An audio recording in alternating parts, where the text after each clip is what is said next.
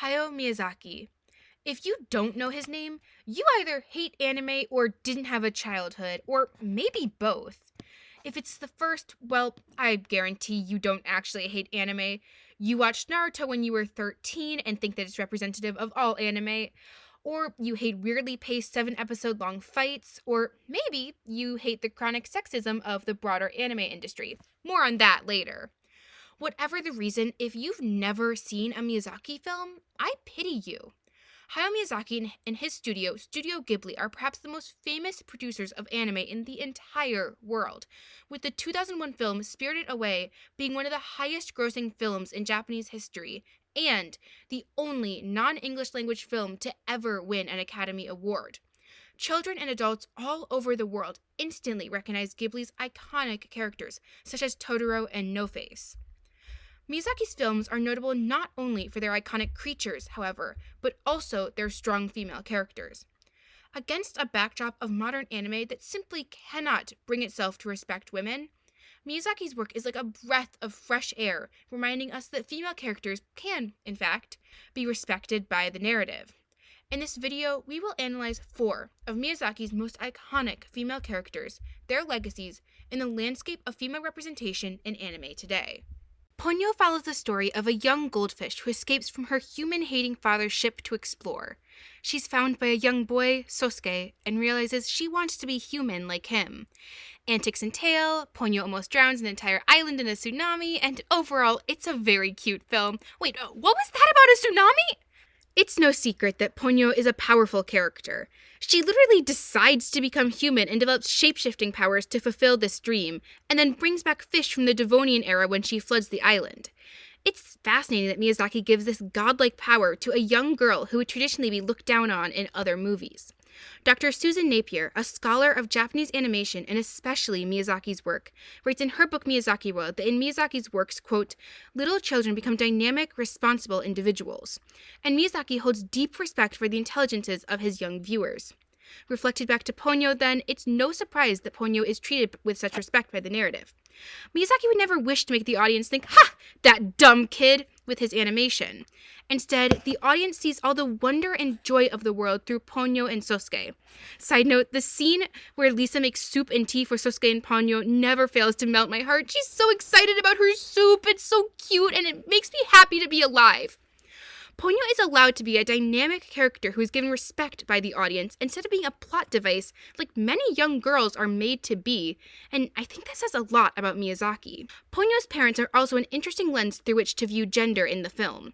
We are first introduced to Pono's father, Fujimoto, a sorcerer who lives deep under the sea due to his hatred of humanity. We're introduced to Pono's mother, the ocean goddess Grand Mamare, much later in the film, and it's immediately clear who's the more powerful being in the relationship. Grand Mamare is a huge sea goddess who's been around since the Devonian period, and Fujimoto, well, just look at him. He looks like a wet rag of a man. Dr. Napier reports that Fujimoto's characterization may reflect Miyazaki's own anxieties about the weakness of young men in modern Japan, but I actually disagree. More than anything, I think his characterization is a springboard to show the power and agency of his female relatives, from his goddess wife to tiny fish daughters. However, Grand Mamare isn't the only mother in this film. Sosuke's mother, Lisa, is also a prominent character, albeit radically different from the graceful Grand Mamare.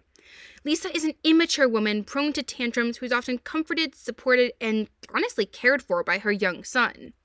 In a scene that would be unthinkable in a Disney film, Lisa cracks open a beer and pouts when her husband can't make it home for dinner. Lisa is an irresponsible woman who drives wildly and relies on her young son, yet Miyazaki takes pains to make her a likable character. This makes Lisa painfully real. She's caring, she's irritable, she's fun, she's a mess, she's trying her best to be a good mom. This characterization may be a reflection of Miyazaki's own childhood, when he had to cook, clean, and emotionally support his mother while she was bedridden with tuberculosis.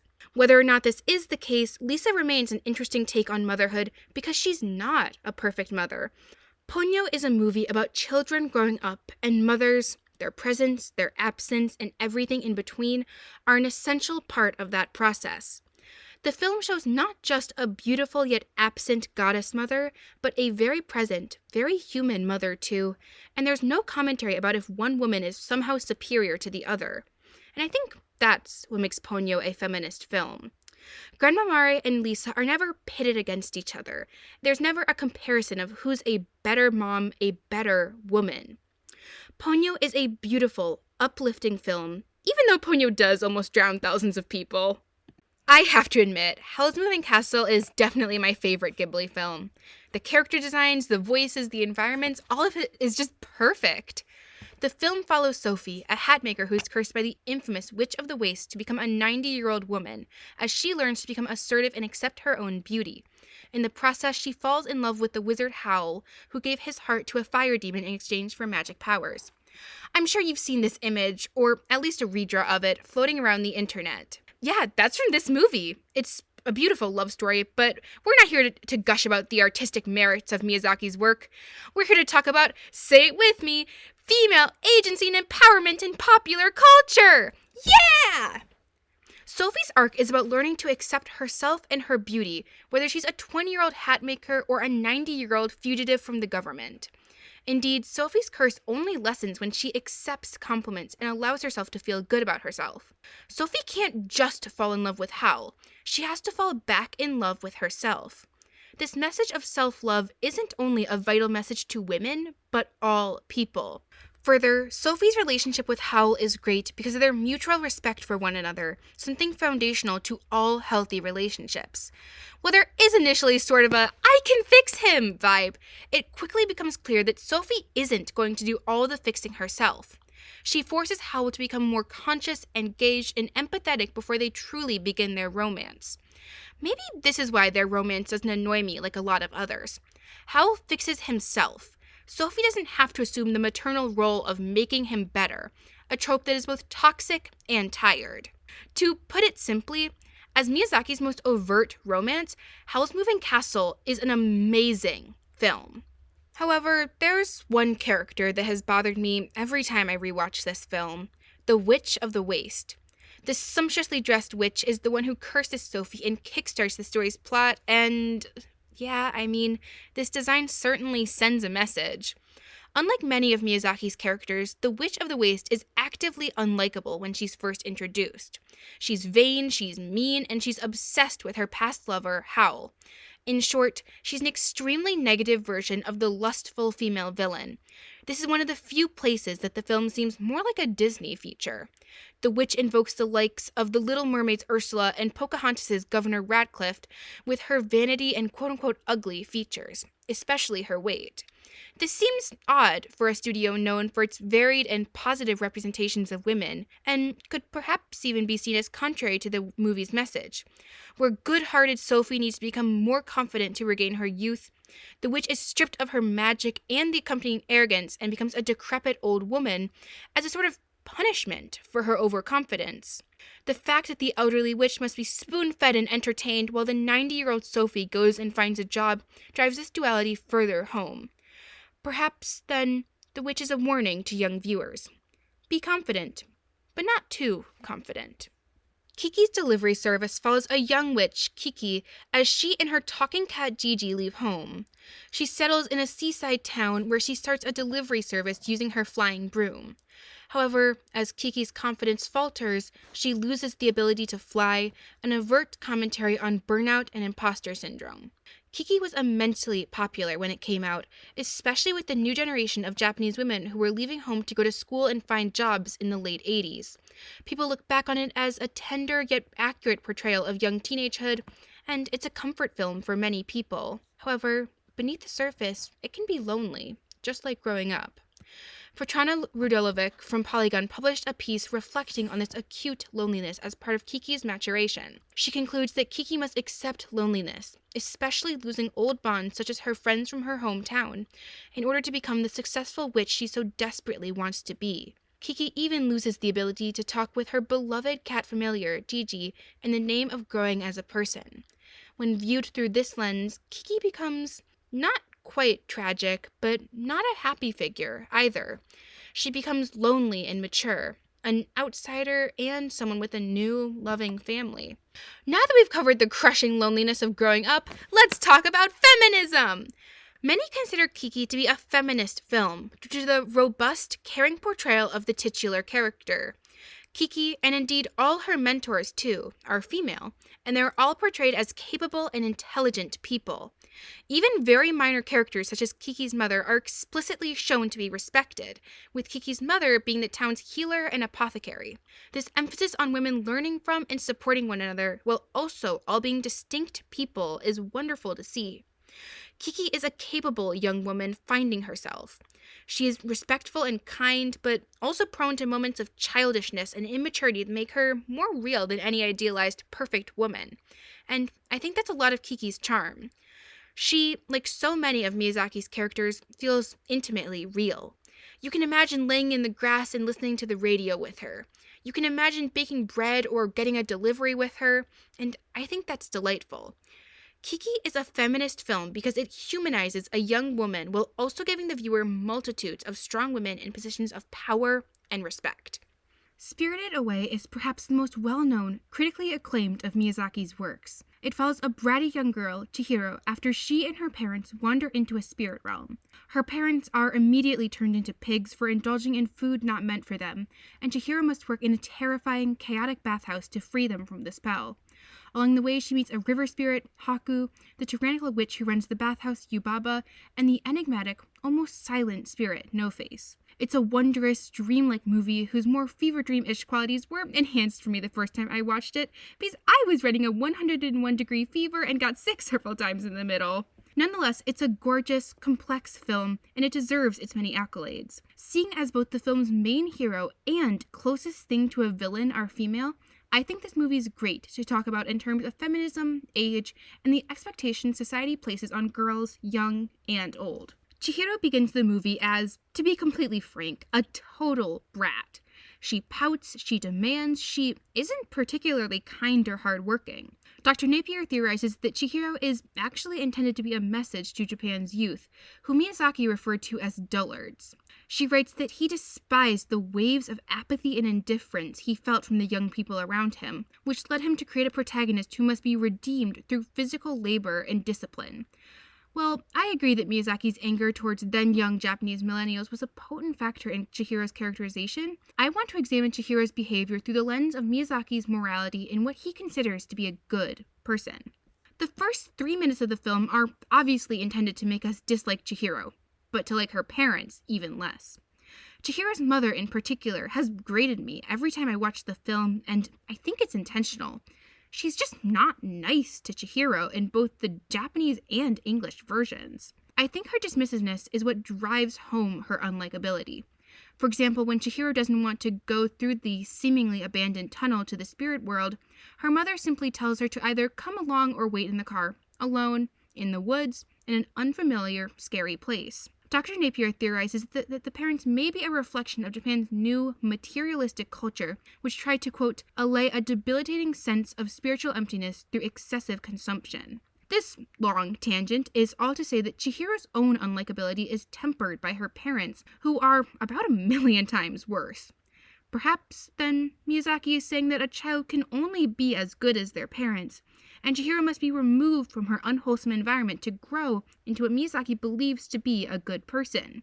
But then, if Chihiro's otherworldly experiences turn her good, what does Miyazaki believe a bad person looks like? I think the thing Miyazaki hates most in this world is selfishness. At the start of the film, both Chihiro and her parents are distinctly self-absorbed, only talking about what they want and what they have. Chihiro doesn't want to move because it's tearing her away from her life and her friends.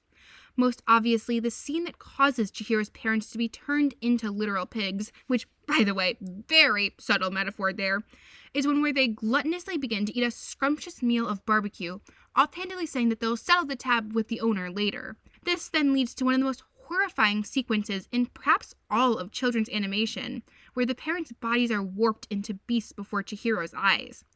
This traumatic separation forces Chihiro to become an attendant at a mythical bathhouse catering to spirits and gods. This involves hard labor such as cleaning that is to this day associated with character building. There are 2 scenes late in the film that show Chihiro's growth. When she refuses the gold from No-Face, and when she uses the ball of medicine intended for her parents to save Haku. Both are profound moments of not just selflessness, but self-denial. While the selfish Chihiro at the start of the film would readily accept the rampaging No-Face's gifts, Chihiro now refuses the gold and instead forces No-Face to vomit up the workers he ate. It's pretty obvious that No-Face is some form of loneliness or abandonment, as basically every article on the film's deeper meaning points out, and the fact that Chihiro meets him with compassion is a true test of her growth, especially because one of her main fears about moving was losing her friends, also known as becoming lonely. Her sacrificing of the medicine to save Haku is a bit less profound. Their relationship is, after all, often interpreted as being romantic, but it is still a signifier of Chihiro's personal growth.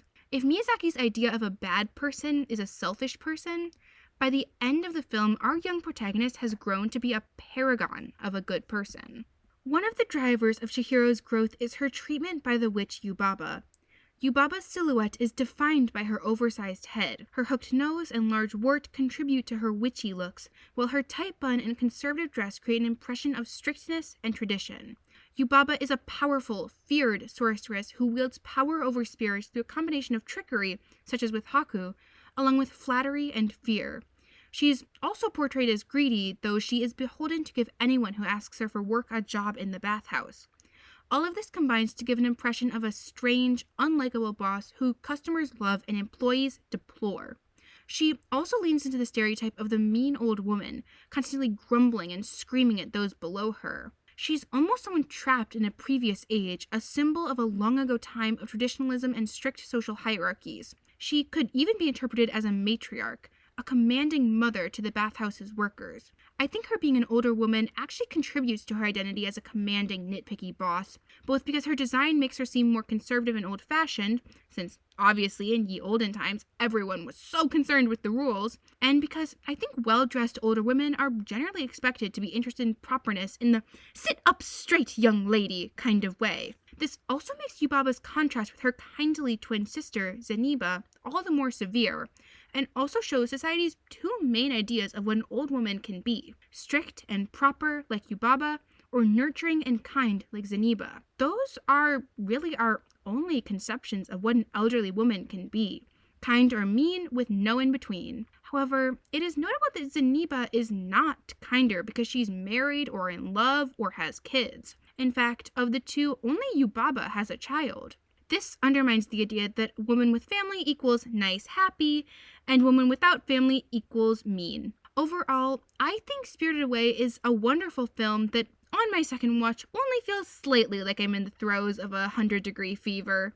Since Studio Ghibli's creation in 1985, anime has exploded in popularity across the globe. It's gone from a niche, slightly embarrassing hobby to something you can find on the front page of Netflix or in your local Urban Outfitters. And it seems, unfortunately, that along with anime's spike in popularity, it's also attracted some interesting creators. I'm not accusing anyone of anything. There will be future videos to deal with sexism in anime, but these hot anime girls are looking more like children by the day. And I know I'm not the first person to point that out, and indeed, I'm probably just a blade of grass in the mighty fields of anime is bad sometimes, but I really think we need to address the inappropriate fixation on youth and youthfulness in the anime community. Miyazaki and his crew took pains in all their films centered around young girls to make them exuberant, intelligent, real people. More than that, the classic Ghibli style doesn't have super wide, youthful eyes or chests that look more like taped on balloons than actual body parts. I think some of this is Miyazaki's respect for young people, especially girls, shining through, even as other anime started to treat their teenage female characters as sexual objects for male viewers. Look at your modern teenage anime girls. Half of Ochako Uraka from BNHA's ARC has become her crush on the main character, Deku. Nezuko from Demon Slayer careens wildly between a cute little kid and a sexualized monster. And Nobara from Jujutsu Kaisen, well, actually, Nobara is an outlier among modern anime for how well she actually is treated, at least at first. In many modern anime, female characters get flattened for their more interesting male counterparts. Except, of course, the reason the male characters are more interesting in the first place is because they've been given space to have an actual personality. I sat down with Dr. Napier herself for a brief Zoom interview on Ghibli versus modern anime, and while I did not record the conversation itself, I'll attempt to summarize her insights in the next few minutes. My first question for Dr. Napier was about why Ghibli films are one of the few anime to frequently depict older women as major characters, such as Granny from My Neighbor Totoro or, heck, Sophie in Howl's Moving Castle. She said it's hard to say why many anime don't feature so many older characters, but she speculated that in the modern anime industry, it's just not profitable to feature a female character who isn't cute and marketable. She confirmed something that I had long suspected, that many anime try to make their characters appealing to young men because market research has shown that they buy the most merchandise. And, well, the little old woman who is vital to the main character's development simply doesn't look as good on a figurine shelf as a cute, sexy girl who fulfills the same function. My next question was about art style and how anime styles have not only become more stylized but more sexualized since Ghibli's early days in the 80s. Dr. Napier once again connected the phenomenon back to young men, who she speculated more and more want what she described as a pillow, a girl who's physically soft and emotionally understanding, much flatter and less complex than a real woman.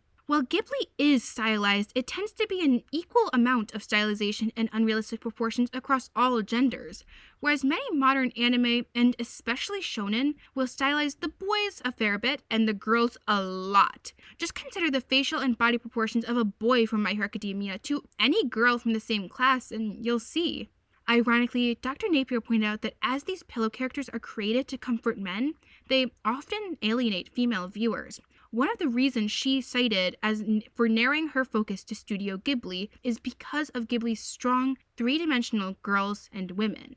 Throughout her book, Dr. Napier focuses on Miyazaki's childhood, especially his mother's tuberculosis that left her bedridden for years, as a potential catalyst for his incredibly strong female characters. I asked her if she thinks similar experience led Miyazaki to center many of his movies on young children, and I actually found her answer really interesting. When Miyazaki was a very young child escaping a bombing during World War II in his family's car, there was a mother and child on the side of the road who begged the Miyazakis to take her with them. However, the car kept moving, leaving the pair on the roadside. Later in life, Miyazaki lamented that his toddler self didn't work harder to save the mother and child, and Dr. Napier posits that this guilt is what led him to create films about responsible, humane children who act the way he wished he had all those years ago. Thank you so much to Dr. Napier for meeting with me. You all should go check out her book. It'll be both in the works cited as well as directly linked in the video description. Hayao Miyazaki is a visionary, an auteur, and perhaps one of the most famous directors of the past century. His art style is distinct for its blend of realism and fantasy, every detail painstakingly drawn to his exacting specifications. Beyond the beauty, though, lies soul-touching stories of girls who aren't just strong or smart, but three-dimensional people. I think Miyazaki's women transcend the label of strong female character to just be well-written, lovable characters who stay with you forever.